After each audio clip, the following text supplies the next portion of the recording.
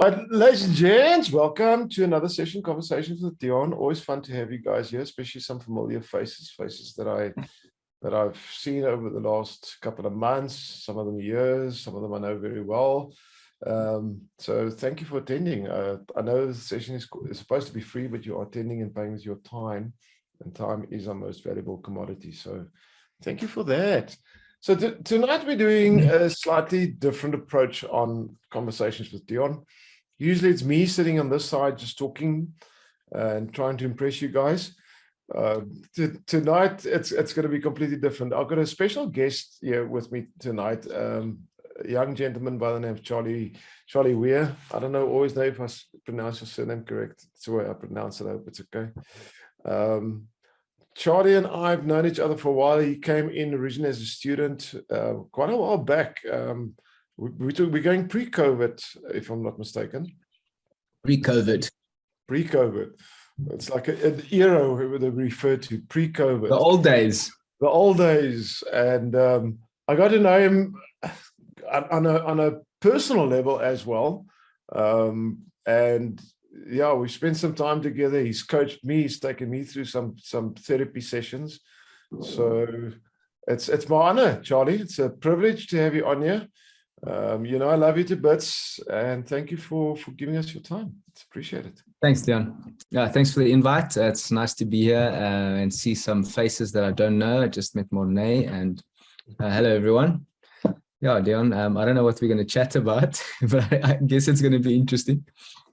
So just so you guys know, I told Charly I'm not going to prep him with any questions up front. He's not going to know what I'm going to ask him.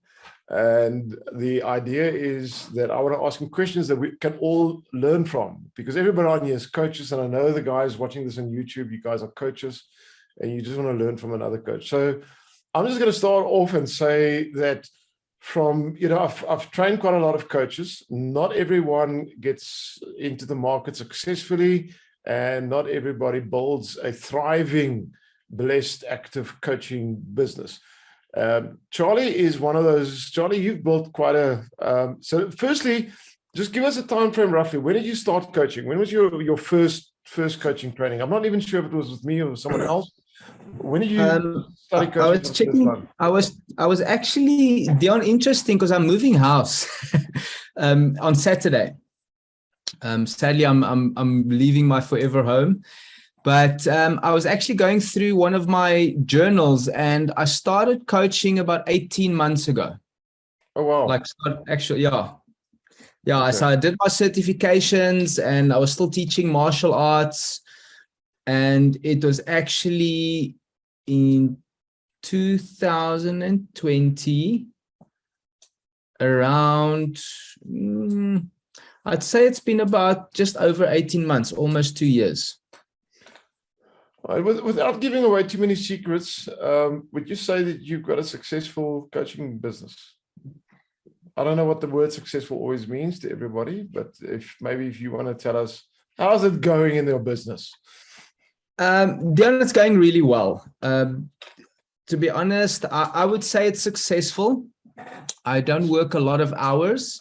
I earn enough to travel, to sustain my family, to save. I built a 6-figure coaching business, which I think is okay for where I'm at in the time I've been coaching. I'm sure. I think it's brilliant. Now, you mentioned martial arts. Now, I've got my first trick question. Now, some of you guys don't know this, but Charly used to be a fighter, as in a professional fighter. If you see this man's body, he's just muscle and bone. There's zero fat on his body. Please don't take your shirt off. The ladies won't want that. This man is just pure, absolute muscle, strong as an ox, fast like as lightning. And he went from a professional fighter to teaching people how to be professional fighters to coaching. And that was, for me personally, I thought quite an interesting shift, because most people that come out of any type of fitness background, when they go into coaching, they go fitness coaching. They become gym bunnies and try and get other people to look like them and feel like them. So my first challenge question to you is, why did you not go that route? Why did you go from let's have this great body to let's have this great mind? How did that shift happen? If I could ask. I think you know the story, but I think you want to entertain the people with a story, which I'm happy to share, Deon. I don't know the answer. It's really your choice.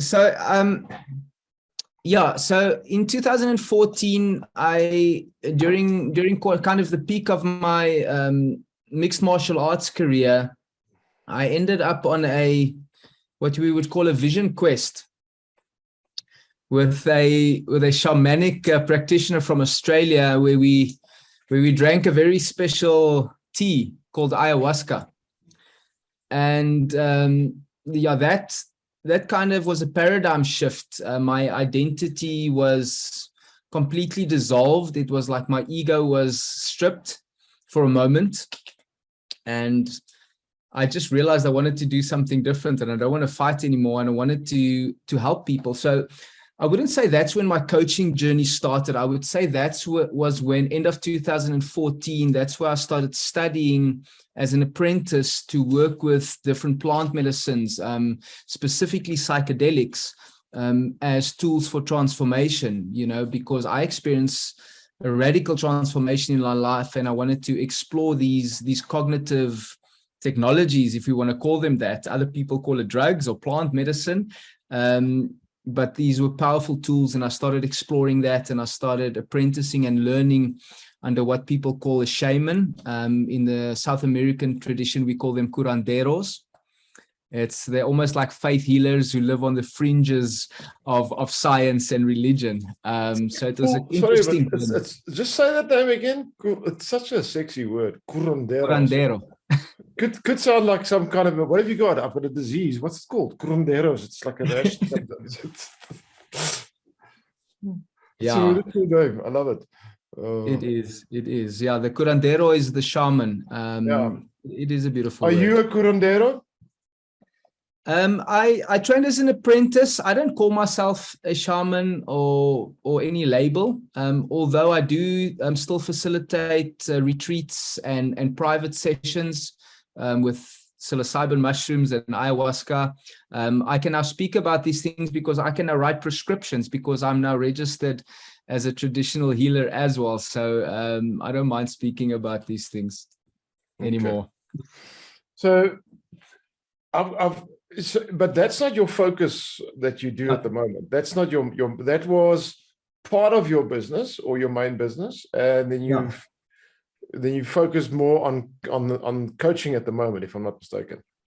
Deon, so that wasn't a business, because I wasn't making any money from doing that. It was literally a period of self-exploration. And in to sustain myself, I actually did teach martial arts, to private clients. That was kind of how I sustained myself financially. But then I was continuously helping people to transform from, depression to all sorts of diseases. I'm not going to make any claims on this video, but I was really passionate about it when I saw the transformations. And it was only in 2019, after having facilitated so many, we call them ceremonies, these healing sessions, because there's a lot of intention that goes into it, I realized that there was a lack in integration support, which was the case for me. When I went on my vision quest, the curandero went back to a different continent, and I was kind of like left to figure things out for myself. And I was lucky enough to find someone here to teach me. And it was still difficult. And that's where I, started looking to explore the functioning of the mind, and then I discovered NLP and then hypnotherapy, and the rest is history. And now that's what you're focusing on. So, yeah. But you've got a specific group of people you focus on. I've got the hotheads, the CEOs, the big guys. Yeah. If I'm not mistaken. I work with CEOs, management teams, and business owners. So a lot of the guys in the tech space. I work with the CEO of the Pacific Institute, which is a training company.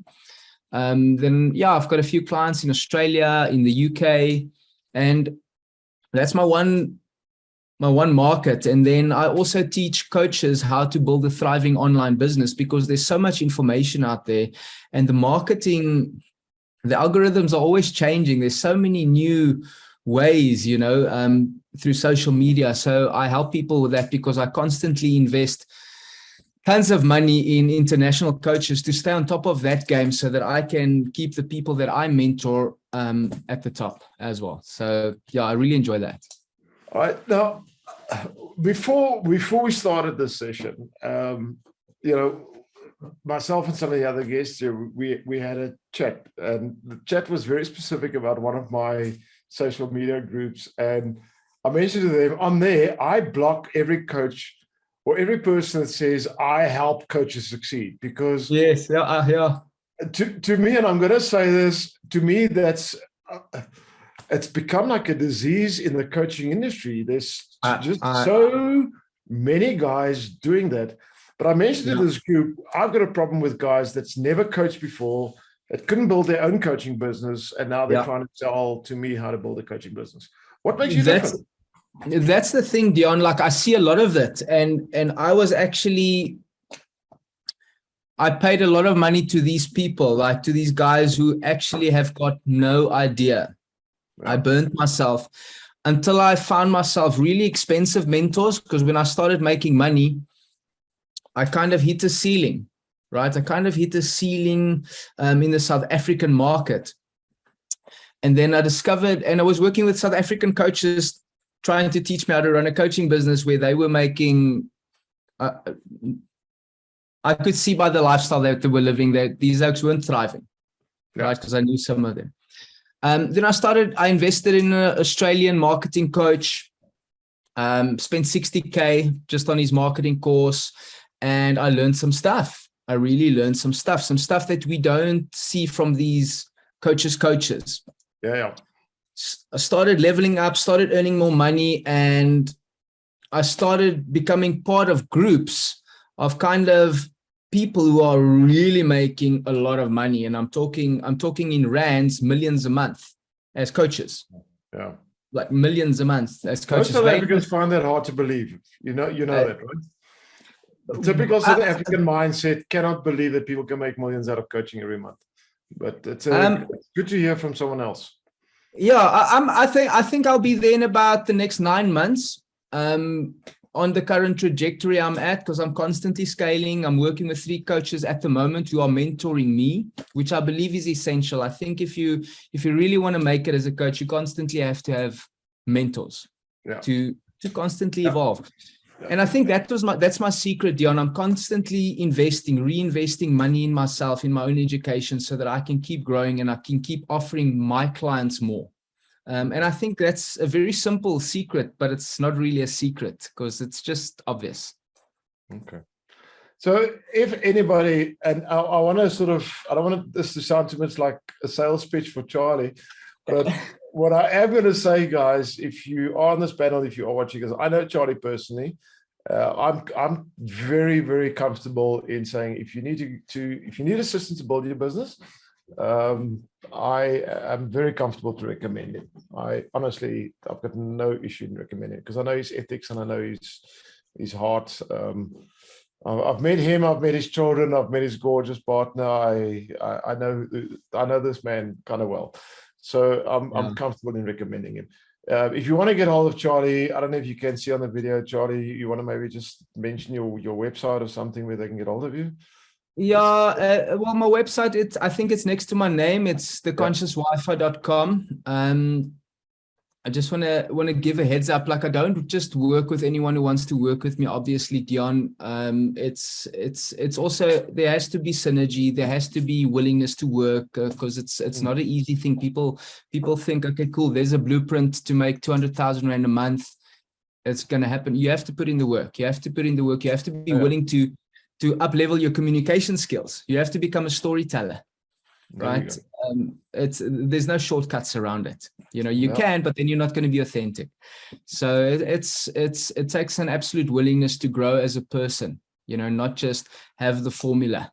You have to There be is no, excited. I don't know if you'll agree with me, but I don't think there is a formula. No, the formula is absolute passion. Yeah. Just because if you don't have passion, you're going to get burnt out. You're going to lose hope. You're not going to want to do the work because there's a lot of work. Yeah.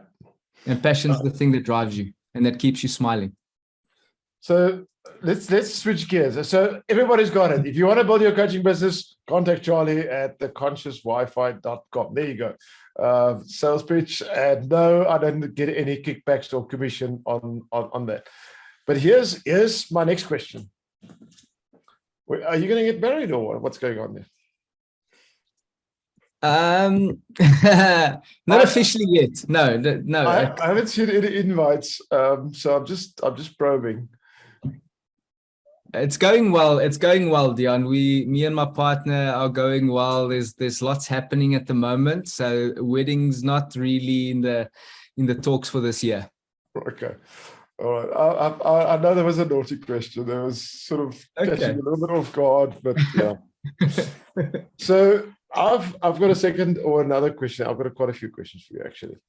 And one of my questions is, if you had the opportunity to give other coaches advice, not specifically how to build their businesses but how just to be a great coach, what is the one thing that you think you'd say? Wow. So Deon, and I don't even know if you remember this. There's a lot of coaching modalities. There's a lot of things out there. NLP is great. Hypnotherapy is great.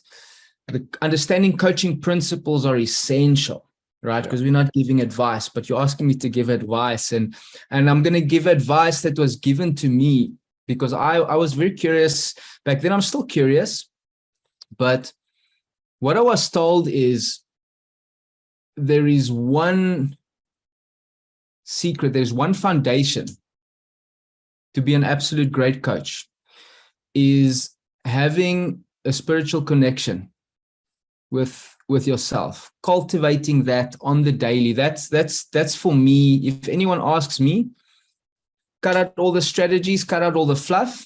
If you're connected within yourself, you're going to be great. For the people that don't understand what that means, can you unpack it? Explain to us what does that mean? Connected to self, spiritual connection. What does that mean? Because it could mean different things to different people, I'm sure. 100%. So knowledge of self, understanding how free you are. If you understand how free you are, and you start that'll start radiating through you, because we are really free people, and we all know that our beliefs have a lot of power in our lives, in our realities, right? So when we are in full understanding of how free we really are, that is what attracts people to you. And to me, that is our spiritual connection, is that faith, is that knowingness. And faith is not a belief in something out there. It is an understanding of how the mind functions, right? So when I set an intention and I go forth wanting to create something, there's absolutely no doubt.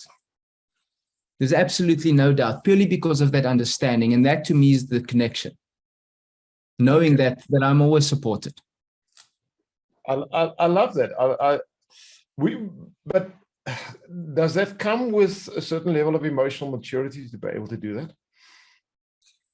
Yeah, I think not just emotional maturity, Deon. I think a lot of experience. And for me, it came I took a lot of psychedelics after beating people up for a living. I was kind of an extremist, in all these things. After NLP, it was hypno, and then I trained with some Americans and some Australians, and I did a whole lot of other things. But I realized that those are all little tools and tricks, and they're all beautiful and powerful. But ultimately, it's down to knowledge of self. Call it faith, call it what you want. It's knowing thyself.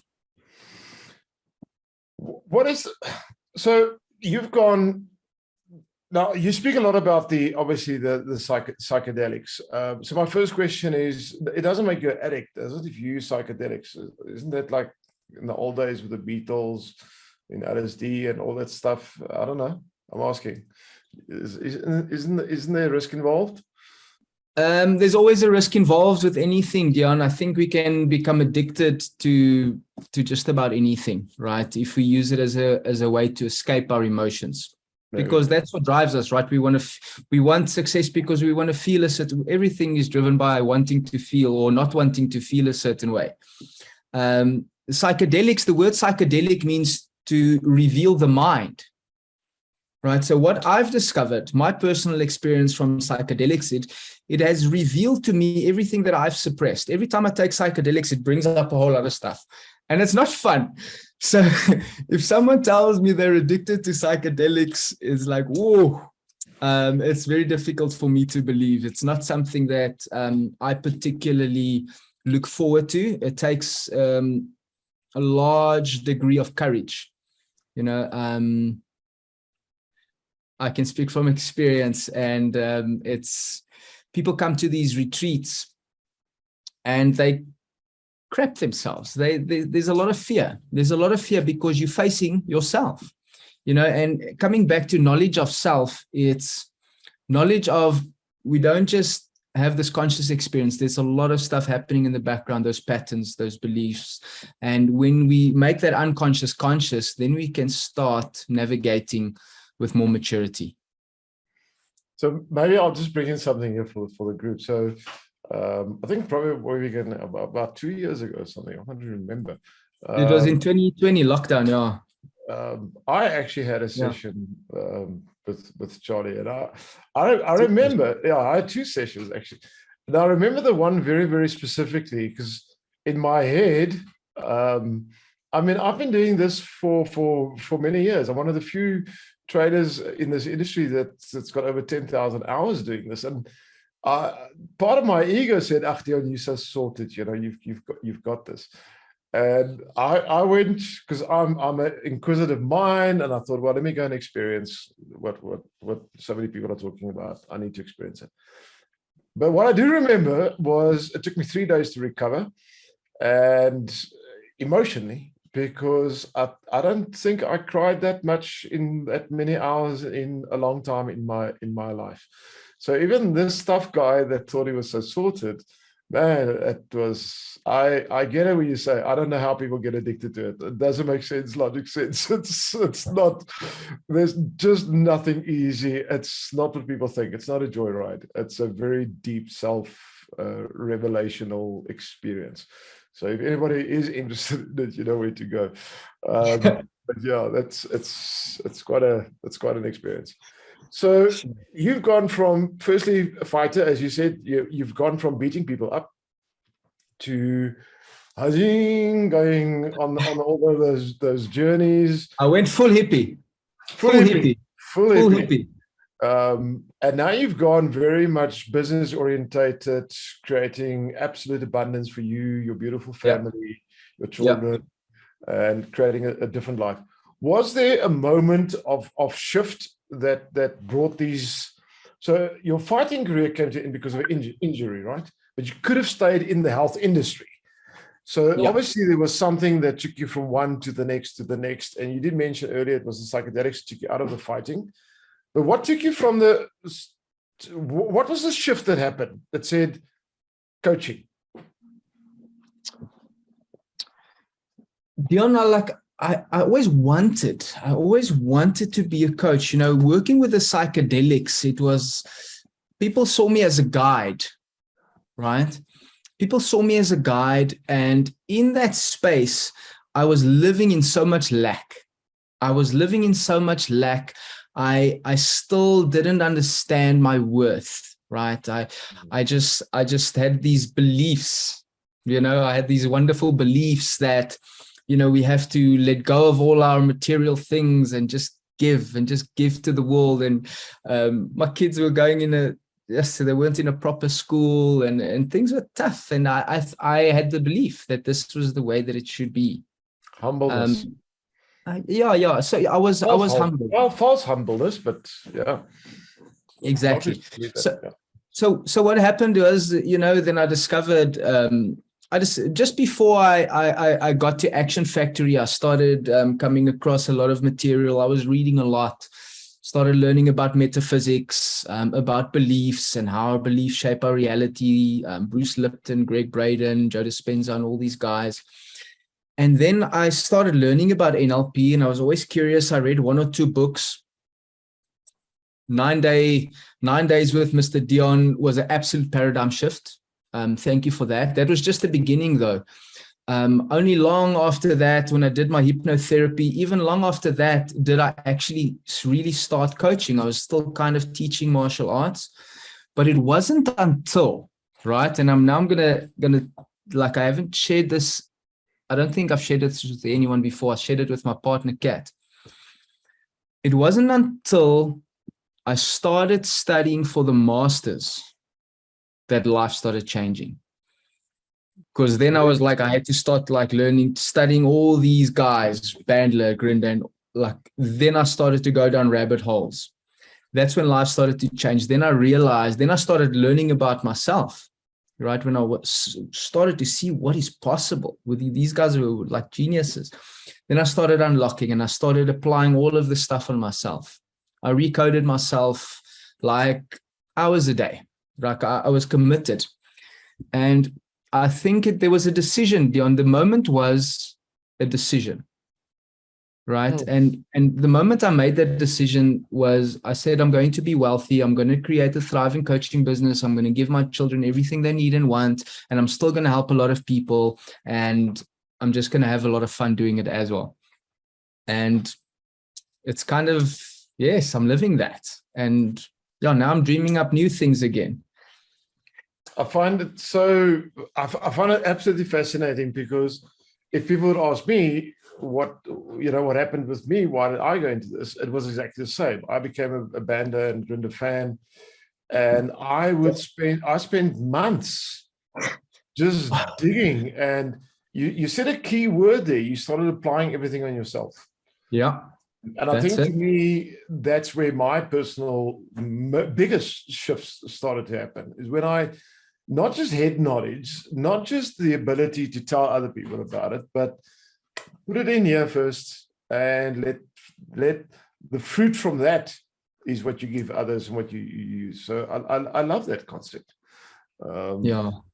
Now you've started coaching with quite a few international fancy schools, and just to make sure, I just want to double check. Action Factory is still the best, yes? No, don't lie. Don't say anything you're gonna lie. 100%. 100%. Action Factory like changed my life, brother. Like, I mean, those 9 days, that was the beginning. But besides all of the other things that I studied with a guy in America called David Schneider. It was great. It was phenomenal. I started with an Australian guy called Christopher Duncan, who did the superconscious recode. It's all the same thing, man. It's all hypnosis, really, or NLP, but nothing impacted me more than starting to study Bandler and Grinda and working on myself. Nothing that was it. That was the turning point. And I still go back to those oaks writings and their teachings, and my pen and my paper is my biggest weapon. So just a quick question then. Let's see how well you remember some of Banda's books. Which is your favorite?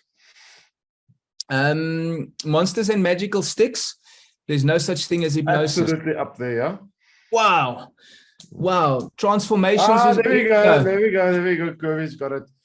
Kirby, where did you find that book? I need a hardcover. You got to unmute, Kirby, otherwise you're a goldfish. I bought this in the USA. I studied Faster EFT, and that's one of the. Okay. Thank you. I'll see if I can order it online. It needs to be in my collection. Wow. Yeah, no, absolutely. That is one of the best. I know. Yeah, that and one of my absolute best still is Frogs to Princess. Frogs to Princess, Transformations. They all. I mean, jeez, man. Yeah, no, it's good stuff. There's a couple of good books there. But yeah, let me ask you another question. what's the difference between knowledge and wisdom? Knowledge is information that you apply, right? Knowledge is information that you apply. I think wisdom and knowledge is information that we get from other sources. So when you read a good book. Read a good book, we can apply it, because if you don't apply it, it's still not knowledge. But I think wisdom is that internal guidance. Wisdom is, for me, is what you experience from that connection, right? That's that kind of maturity. For me, that's the difference. Would you say great coaches need both? Or can they do without one of them? I wouldn't say they need both, but I would say... I didn't say coaches, I said great coaches. Yeah, Deon, if I look at the great coaches, I'd say there's a balance. There's knowledge, but wisdom. Great coaches, like I said, you can have all the tricks and modalities and goetertjies, but wisdom, that connection. I think that's the word. That's a more palatable word, is wisdom. Thank you for that. Oh, I like it. I like it. So I've got another question for you. So you guys are moving once again. When are you setting up a full center? Have you ever considered that, doing a whole healing center? Is Deon, that on your? A lot of coaches want to go that route, but I suspect you might as well. I looked at a place last week, Monday, 5 hectares in the north of Joburg. Massive home, perfect for retreats. It's about 3 times the size of the property I'm on now, and I'm already on a big property. It was like 30K a month. It was one of my clients, but then maintaining the garden, there was a lot of stuff that I had to calculate, and it's 10 days before the move. When I looked at the house, for 11 days before the move. So I felt like it was too quick, too fast. So what I did was I went to a storage unit yesterday, put all my stuff in storage. I'm going to go to Cape Town again on the 14th. I'm going to sit still for 10 days, 10 hours a day. I think I told you about it. It's called Vipassana. And then when I come back on the 24th of September, if the property is still there, then I'll probably take it. Okay. But right now, I'm not making any big decisions, but it is on the cards. It is on the cards, possibly. We shall see. Okay. So I don't know if any of the attendees, any of the other guys, does anybody have a question for Charly specifically? It's not that I'm running out of questions, but I think I should give you guys a gap. If you guys have got a question for you. Francis? Hi, Charly. Hi there. What's your name? Francis. Hi, Francis. I was interested to meet you because I'm from a fighting background myself. Wow. I was a boxer and a coach as well, boxing coach. Oh, wow. And I feel that is such a being in the fighting sport, any of the martial arts, it is such a it's such a tough sport that you can't explain. It takes so much courage to get in that ring, and I feel it has totally prepared me to come this way. I think to be a fighter, you need to be so aware. It's incredibly emotional, and I'm curious if you still fight or if you still train, and if you still train fighters. Francis, thank you for that. Absolutely, like the fighting has prepared me. It's given me so much confidence and endurance, you know, not just physically, but mentally and emotionally, which I believe contributed a lot to what I do now as a coach, you know, being able to hold a really, really expanded space for people. I don't fight anymore. I don't coach fighters anymore. I don't train or teach martial arts anymore. I still train. I do CrossFit because it's a beautiful, balanced way for me to stay fit. But I don't. I'm not involved in fighting at all anymore. I don't even watch it. I actually think it'll be so complementary. To combine the fighting world and the NLP life coaching world. I think there's a huge gap, and I think it's very much needed, because those guys really struggle often. The people I met and myself struggle with dealing with these hectic emotions before and after the big fights, or even small fights. I was just an amateur. Yeah. I know in the professional game, I mean, even when I was a fighter, I had a NLP coach, and that was in 2010 already. But I was professional. I fought international level, and a lot of the pros in South Africa and internationally all have like really good, mental coaches, NLP, hypnos, sports scientists as coaches. It's just not something that I resonate with anymore at all. It's violent. There's a lot of trauma. I just don't. I still appreciate it, but it's just not. It doesn't resonate for me anymore. Okay, thank you. Thank you, Francis. Nice to meet you. And you. Thank you. Francis, I think on your 9 days where you mentioned you come from. I think I mentioned Charly in the class. Yeah, you did. Yeah, you did. And it's just by chance that he's your first talk after our course. Yeah. Yeah. So maybe you guys must hook up. Maybe there's something you guys can learn from each other. I wrote down his website. I'm definitely going to mail him. All right. Awesome. Thank you, Francis. So thank you. Anybody else got a question for him? Anyone? Oh, okay. So I've got a question. Why did you come up with the name The Conscious Wi-Fi? Where does that name come from?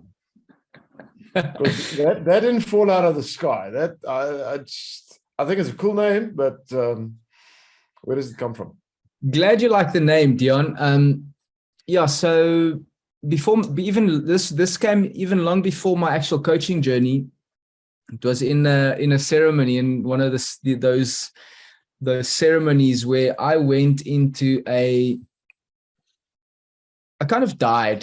To put it mildly, it's difficult to describe these things if you haven't experienced it. Beyond the ego death, I actually experienced myself not having a body anymore. I was in a different realm, and it was like I was given information, right? I don't even know if that makes sense. It was like I downloaded this information like rapidly, like Neo in the Matrix, I know Kung Fu. And when I opened up my eyes, Can you fly a chopper? Can you fly a chopper? Yeah. And that's what we do with Hypno and NLP. We give people nice upgrades. But anyways, I opened my eyes. When I opened my eyes, I had people looking at me in the actual physical ceremony, and they were like worried when they were looking at me, like worried. And I was like, "What's up?" They said, "No, you weren't responding for 20 minutes." But the next words to come out of my mouth was the conscious Wi-Fi. Okay. And that kind of, for me, represents, our ability to access information from, call it the subconscious or the unconscious or the superconscious or the universe. It's our ability to access information. So that name kind of stuck around, and it's worked well for me. That's fascinating. I love it. I love the name. To me, it makes logic sense. It's I know you well, and I know how that connects. So for me, it's a really cool name. I want to flip the gears a little bit here, and I want to ask you. I've got 2 questions that's sort of been hanging in my head. South Africa is in a unique space at the moment, and I think everybody is aware that we've got a few challenges. If you had a message for South Africa as a whole, the people, because South Africa are the people. It's us. We are the people. Yeah. We are South Africans. Yeah. If you had a message for South Africa, what would that message be? Be kind. Be kind to every single person you see, the person at the counter, the person filling your tank up with petrol. Be kind. One smile, one kind word, one kind gesture can turn someone's day around, and that person can go home and their family can have the best night of their life. And that kid can go to school the next day and share his lunch with someone, and that can create ripple effects. So yeah, there can be this massive strategy and how to like turn things around, but just be kind. Just be kind. If we're all just kind to every single person we meet, knowing or not knowing what struggles they go through, that's compassion. Just be kind to everyone, whether they're smiling or not. Just a little smile, just some attention. I think that's what will change this country and the world, Deon. But it's just going to start with one little act of kindness. I love, well, my heart, that's something that I believe in as well. And yeah, so I love hearing it. I've got my next question is, if you had a message specifically for our youth. Now, when I say youth, I'm talking the typical age group 15 to 17. That age group that's on the verge of stepping out into the real world. We know what's happening with our youth. There is this whole talk at the moment, that they believe they own the world, and they haven't been brought up properly. And you see them in shops, how they talk to their mothers and their fathers, and it's a completely different world that they're growing up in. And a lot of people are challenged by it. But if you had a message for them, what message would you give them? It's follow your passion. I think there's a lot of pressure on these teens, and I don't think people give them credit because they grew up in a time where this world was changing so rapidly. Yeah. Right. And the change is just going faster and faster. I think to just follow your passion, Deon. I think the youth, if you're young, 17-year-old know what their passion is. They don't know what their passion is about. Not necessarily, but find your passion. Find your passion. Try everything. Try everything. If something excites you, try it. Take it as far as you can take it. And if that's not your thing, go to the next thing. And when you find something, it doesn't have to be your thing forever. It can just be your thing for now. Yeah. But there's no such thing that I don't believe that I'm going to maybe not be a coach for the rest of my life. I don't know. But right now, it's everything for me. And I'm taking it as far as I can. But I'm not saying it's my forever. So find what you love doing. Not necessarily what's going to give you the most money, but find what you love doing. And you're going to then maybe find something that leads to doing more of that and still making a living. But in finding what you love, that's when I believe you find yourself. Or in pursuing. I couldn't agree with you more. We grew up differently. We grew up, you finish school, you go to university, you get a degree, you start a career, and you die in that career. That was the way, if your CV had a shift, if you changed jobs every 10 years, something was wrong with you. Nobody would hire you when I was younger.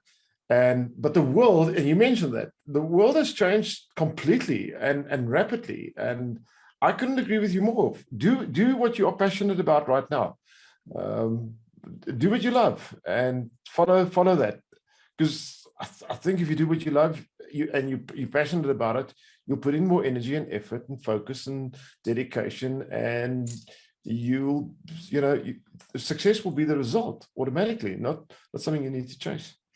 So yeah, I believe a person who is in joy is the greatest asset to this world, Deon. I think when someone is in joy, they're going to be kind to people, right? We're coming back to that kindness thing.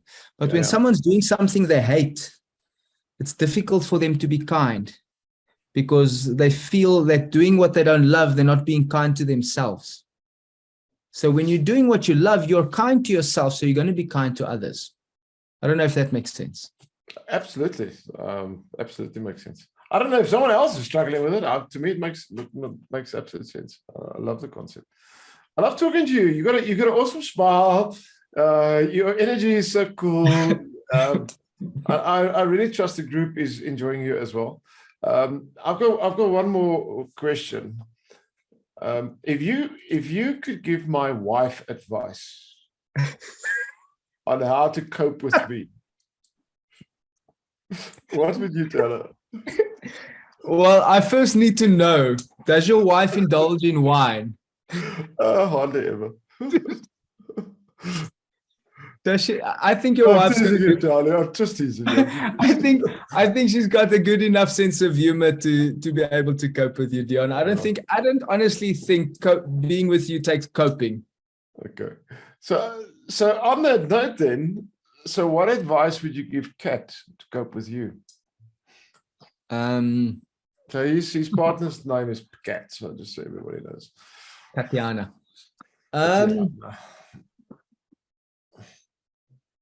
Yeah, I think she keeps herself busy enough to spend quality time with me. So I think we've kind of got it figured out, Deon. You know, we're both so busy that when we see each other at the end of the day, so there's no time for nonsense. We just get into each other's face. We have baths. We actually joked about it, but we actually might do it. We're going to do a podcast from the bath. We're going to have lots of bubbles, because that's when we have the most amazing chats, right? Like the deepest, funniest chats. So we actually want to That's start. where you and I had our best chats as well. We did a bubble bubble. No, I'm teasing. That's funny. All right. So your advice for relationship coaching is have a bubble bath with your partner. Have a bubble bath, talk it out if there's anything to be talked out, and make sure the bubbles come from the foam, not from. Yeah. Okay. That's just a male joke. Typical. As my kids will say, that's such a dad joke. Yeah. Such a dad joke. It's true. How are your kids doing? I trust they are blessed and they are well, and you're getting enough time to spend with them as well. Absolutely, Deon. My little boy is 11 now. My daughter is 9. You know, they grow quickly, they mature, they change by the week. My absolute biggest teachers, you know, they constantly test me mentally, emotionally. My sense of humor just has to get better, because now they don't laugh at my jokes anymore. So it's like they keep me on my toes. You know, I think the recipe for greatness is have kids. You know, they'll force you to want to be great. Yeah, and once they grow up, they have kids again, and your grandkids start the cycle from scratch. Trust me on that one. So that's where we're at the moment. So yeah, I can see you got that granddaddy look, that smile, that glow. If I think about my grandkids, what a blessing! It's just I think kids. I mean, it's a cycle of life. You know, it's a blessing. It's extremely humbling and just glorious to observe. I don't know how else to say it. So Charlie, we're coming to the end. I'm out of questions for you. We'll make a plan. I've been promising you for so long that I'm going to invite you to my house and spend some time with us, and we'll get there. One day we will. Is there anybody else here that's got a last question for Charlie before we wrap this up? You're most welcome if you've got a question. Anybody? Going? No one. All right. Precious, Lioness Precious, you got a question? Thank you. I don't have a question. It's just I'm looking forward to have a conversation with him too, because I was fascinated with the name psychedelics. Woo, hello, Precious. Of course, it was my first time hearing about it. Precious, if you go back to the group you were on, we've had, I think almost in every group we've had someone the last year that's been involved in some of these plant medicines and stuff. It's actually a larger industry than what people realize, and it's quite a different. I'm just going to say it's a different. I'm not going to tell people to do it.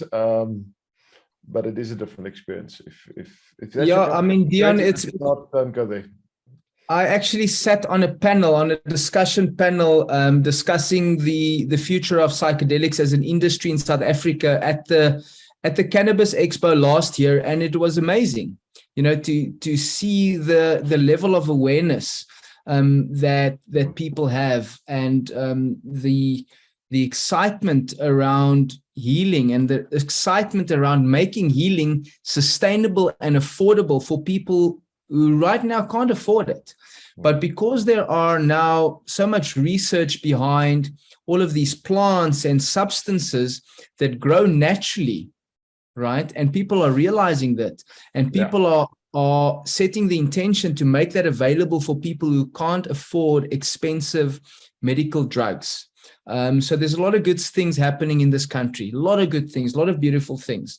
You know, and always believed, you know, the more natural you can go, the better. For me, that's so. Yes, there are psychedelics, but there's other natural stuff as well. And if you got a headache, first thing you do is just go drink water. You might just be, you know, just natural, basic stuff. There's a wealth of knowledge. There's a wealth of healing. There's just goodness in the ground. And I think, I know internationally there's a lot of research being done on psychedelics, a lot of work being done on rehabilitation of drug addicts and all kinds of people with serious mental struggles. So, and the laws are changing across the world. There's a lot of talk about it. So I do believe very soon it's going to be an active part of our, we'll be more, how do I put it nicely? It'll become easier accessible for the average person. I do believe that's going to happen, but yeah, that's not what you do at the moment. That is something that you've done. You've moved from there to become a great coach on great people and coaching other coaches to be successful. So from my side, Charlie, thank you.